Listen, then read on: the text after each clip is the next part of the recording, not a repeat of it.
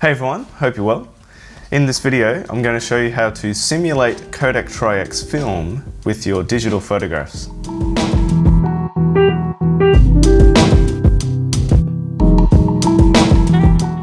Okay, so about 2.5 years ago, I started shooting Kodak TRI-X film for my black and white.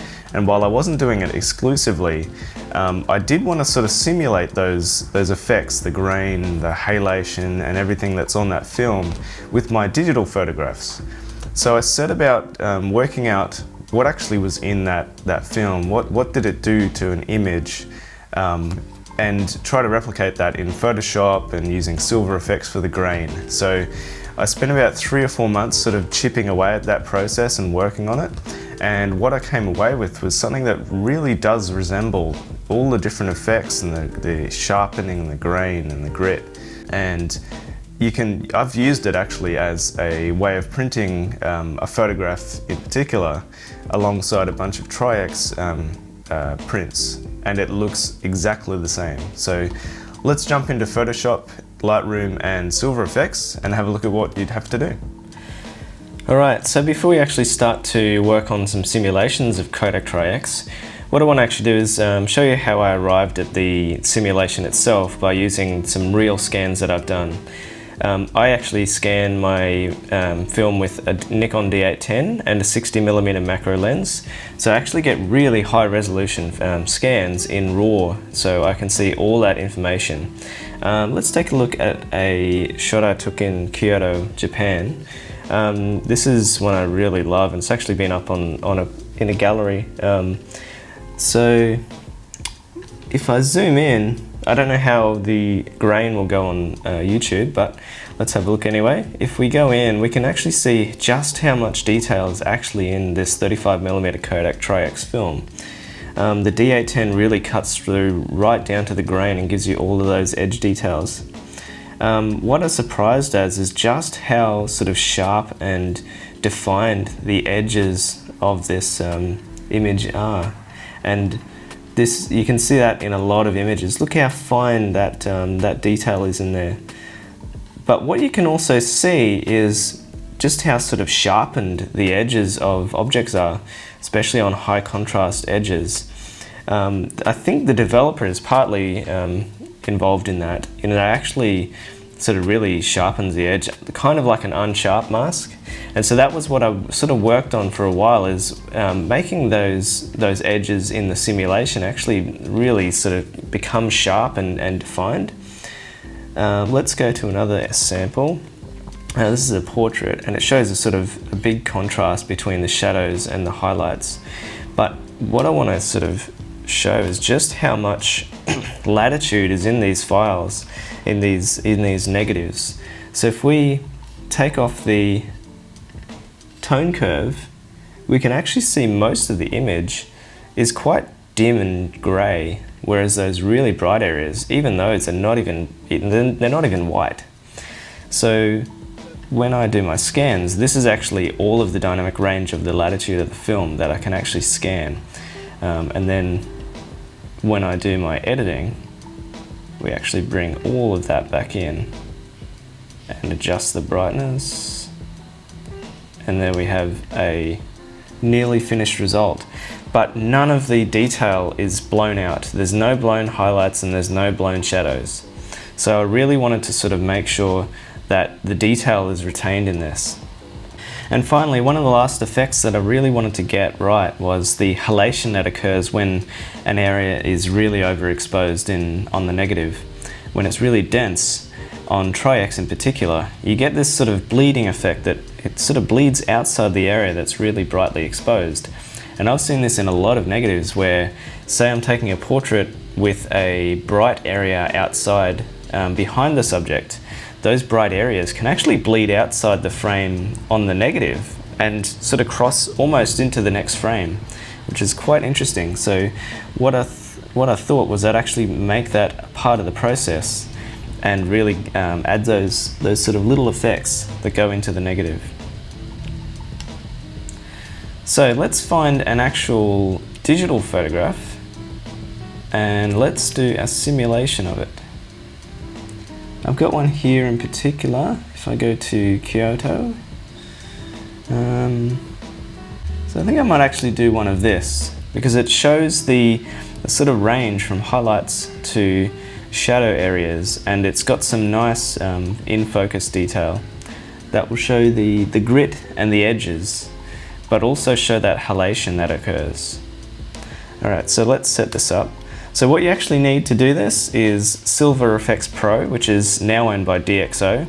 When Google bought this software, it became unstable in versions of Photoshop CC, but since DxO has taken over it, they've actually corrected those errors, and you can use the process without any crashing of Photoshop. So the first thing to do is convert your image to black and white. And what I actually prefer to do is use the VSCO Film TRI-X simulation. I've slightly modified it to give it a different tone curve. So this is my particular version. It doesn't actually matter which black and white sort of profile that you give it. It's more that if you want to simulate TRI-X in particular, you have to get that tonal response. So if I reset this and hit black and white, bring up the exposure, and then I apply the Leica Kodak TRI-X, you can see that sort of changes the tonal response of the colors. So I'm going to apply that. What I've actually done is taken off all effects. We don't want any of that existing grain. So we turn that off. And then we do a little bit of sharpening, but not too much. There's plenty going to go on in the simulation. So once we've got our source file ready, and we've got the tone curve sort of set, let's bring out the shadows there, maybe a bit more. Okay, so we've got our file. Now we go edit in Photoshop. Okay. Here's our highly detailed file with no grain simulation whatsoever. Nice clean file. And then we load up these actions. So in the link that'll be in the description, you can actually download this action file, which will give you all these processes. So what I want to do is simulate the 35mm resolution. So I might do this actually step by step. First, we prepare the 35mm looking image. That resizes it and softens it up a little bit, not too much. We want to retain that detail, but we do want to simulate it as well, so we're going to lose detail in this. Then we do the halo step. What you can see there, it's working on those halos and sort of bleeding them out into the rest of the image. Now finally, the 35mm grain setting. This will launch Silver Efex, run the grain simulation and apply it to the image. Okay, so before we continue, let's just have a look at this grain. Oh, look at that. Silver Efex is one of the best tools for black and white grain because it actually simulates it properly. Lightroom doesn't do a very good job at grain at all. It sort of adds it over as an overlay instead of actually applying it to sort of the density of the image itself. And finally, once we're ready, we can finish up with the 35mm upres process, which does a whole bunch of stuff, including resizing it to about 24 megapixels. It does some unsharpening effects on the grain, adds a little bit more sort of grit and dirtiness to that grain, which is in the film itself. As you can see here, if I zoom in, we can now really start to see that those edges they sort of really look like they're made up of grain. The edges have been sort of unsharpened with an unsharp mask, and it's really sort of making it feel like those are really the grains that have made up the density of the film, despite being on a digital file. Once we're finished, we finalize. That converts it to an 8-bit grayscale image. We don't need to do anything else after this to the image because it's all done. Then we can save our TIFF. Optionally, I find if I want to save on file space, I can Control-Shift-Save, replace the image, and then turn on zip compression. That'll give you a little bit extra savings on space. and then we close, go back to Lightroom, and there we have it. And to show you the difference, this is the original RAW file, and then here is the gritty Kodak TRI-X simulation. If we come up to here, we might be able to see the effects of that sort of glowing. It might not be bright enough to have done too much, but it's definitely there.